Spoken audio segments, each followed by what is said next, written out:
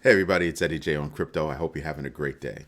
So, woke up, pouring through the news, came up with a whole bunch of stuff. Had CNBC on, and I just happened out of the corner of my eye before I take my dog out for a walk, Stitch.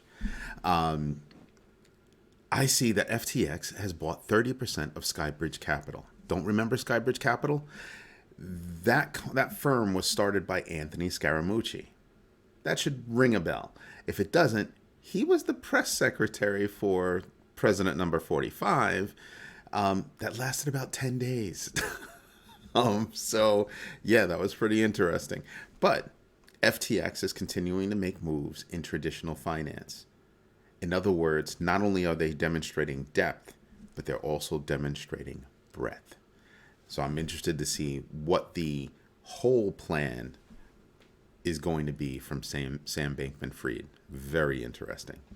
Polygon has learned from the dot-com era and is controlling their growth, meaning they plan on bringing in 200 new members by 2023.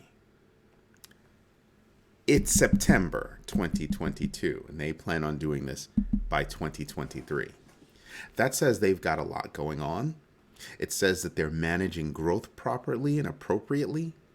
It says that they have a lot more in the tank. So, remember what I told you about paying attention to what news drops now and how that might foretell future news?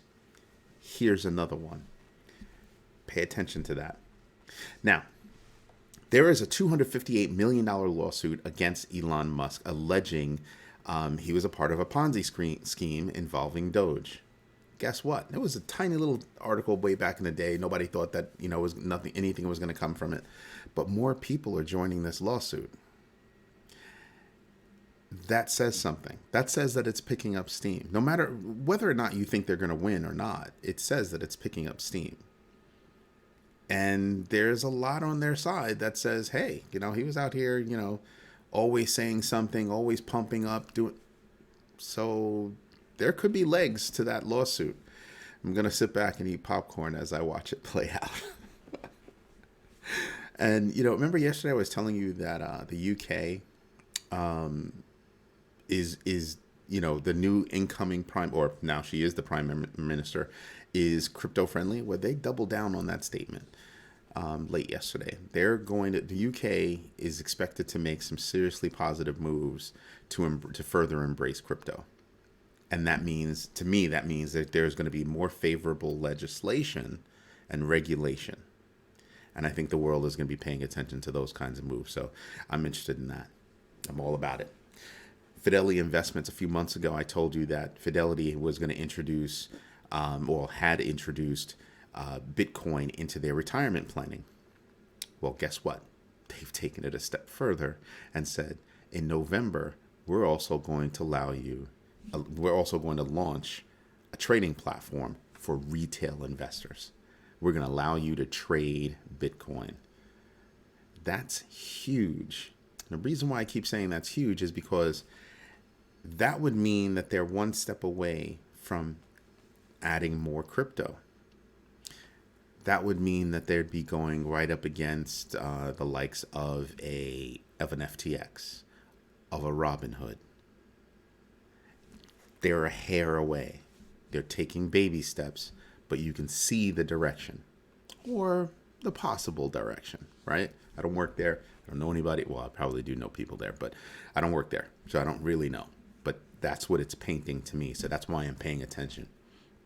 So we might be headed toward a recession, but companies are absolutely making moves to prepare for not just a recession, but the boom right after it.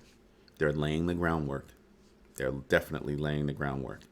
Now, everybody knows I'm not a fan of Gary Gensler. And this guy, in his obnoxious self, says, well, it's okay if the CFTC manages, Bitcoin. Dead stop.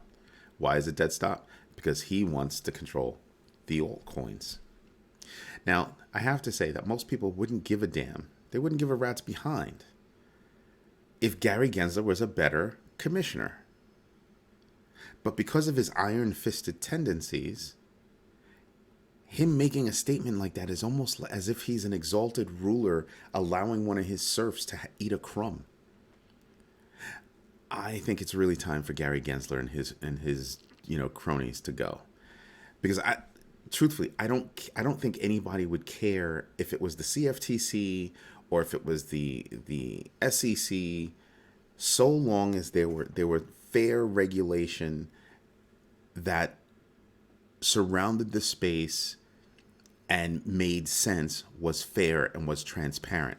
Nothing the SEC does right now is fair, can be called fair and transparent. Just ask Ripple. I'm just saying, again, ruling with an iron fist. Notice how I say ruling with an iron fist. I'd rather the CFTC. I'd rather see people make pragmatic use of time and conversation to create the framework and structure by which to manage the cryptoverse in the United States. Right now, I think we're being left behind by a lot of other countries that are saying, you're not going to get rid of it, you're not going to squash it, you might as well regulate it and let it grow and prosper. Why? Because that makes our country grow and prosper. It shouldn't be hard. Somebody, please, just fire this guy. Fire this guy and his cronies because he's not working well. In a really cool move. Really, really big, bold move. You remember that Ronin hack? Hundreds of millions of dollars were snatched. Well, Axie Infinity has just cut a deal with Google to run a validator on the Ronin network. That will definitely help to increase security and help thwart most attacks. Nothing is, perfect, right? But that's a bold move. That's a great move. Having Google's, team say, "Yeah, we'll run a validator for you. Yeah, we'll do that." That's huge. I think it's bigger than what people think. Having a direct play, not just in the cryptoverse, but specifically the metaverse. That's very interesting to me, and I'll be paying attention to that. Let's take a look at the numbers, because I don't know if you noticed, but numbers just popped up significantly. And what I'm expecting from that is there's going to wind up, to me, I think there's going to wind up being, there's an effect called pop and pull, right? It pops up and then there's a pullback. I think, it has popped up. I think people are going to take money off the table because they've been, feeling the pain from all these other things that have been going on. They've been driving their prices down and everything, driving their portfolios down. I think people are going to start taking money. But if you look on the downside, there practically isn't any. You saw Terra Luna Classic pop up yesterday. Now it's down 12%. This is why I tell people, don't mess around with that. Don't mess around with that. Just don't. On the other side, again, Terra Luna up 126%. Don't mess with that. Don't. I think there's all kinds of bad things that are going on with that one, and you'll get caught out there. Looking down the list of what's up immediately here, let's see. Arweave is up 18%. ApeCoin is up 18%. Cosmos Hub, which is has Atom and a lot of other chains on there. I think Binance chain is on there. They're up 22%. OKB is up 23%. I mean, you're talking about seriously big moves. Seriously big moves. The Fear and Greed Index is still at 22. I assume with today's pop, tomorrow's Fear and Greed Index will show a slightly different number. Probably around 25, 26. Just around that extreme fear space. I think that's where it'll wind up landing. But look at this move. Do you see that move by Bitcoin? Whoa. I haven't done enough research this morning. It's still too early. I haven't done enough research to figure that out. Just figure out why that move happened. I think people are thinking it's too much of a pullback. Right? It's too much of a crash, and they've made up for it. Now I am expecting it to come back down and correct. I am expecting a correction. I really am. People taking money off the table, stuff like that. But you can see where everything is. Bitcoin dominance went up a little bit. It was at 36 and change yesterday. It's at 37.57 today. Ethereum is up at 1,727. Wow. These are big moves. Matic is up at 89. SHIB is up. A lot of these coins are up, and I think eventually you're going to see a lot of people say, oh, okay, I'm going to take some cash. I'm going to take a little bit of cash. I'm looking at Cardano being up at 49. Happy. XRP up at 35. Happy. Atom is up. That's a good thing. Doge is back up to where it was. I mean, it's not up, but it's back up to where it was, playing around that 6.3 cent mark. I do like what the market is doing, but I am expecting a lot of these coins to pull back a little bit. So if you're in the black on a couple of these things, for me, I have, like I said, I keep telling everybody, I have wallets that are there for long term, and I have wallets, for trading, basically trying to make money off of peaks and valleys. This is one of those days where I actually consider maybe I should sell a little bit, make some money off the peaks and valleys, because I do expect a big downward push. But I expect that to happen well after the merge and then after the Vassal hard fork. That's what I'm expecting. So when those go up, I will definitely be looking at my portfolio and taking some of that cash out. Not necessarily in cash. I'll probably do it in stable coin, right? I was talking to my friend Nicholas, and he was like, if that's what you're going to do, here are the coins that you should put your money into. And I'm like, yeah, I'm going to put it into a stable coin. And he named a couple of stable coins. I said, that's exactly what I'm going to do. It's just a stable coin that I'm choosing to work with is not one that was on his list. It's a good one, but it wasn't on his list. And he was like, oh, you trader. But Nicholas, sometimes you got to do what you got to do. But I think that I'm going to wind up moving some of my coins to take profit. I'll move some of those coins over to a stable coin. Wait for the drop. Wait for that dust to settle at least a little bit so you can kind of start to make out the floor. Can't call the floor, but you can start to see it coming at you real fast as you see that falling dagger, right? And then wait until we get closer to that floor and maybe even establish a floor. So catch a little bit right here, catch a little bit, catch a little bit, catch a little bit, catch a little bit, catch a little bit.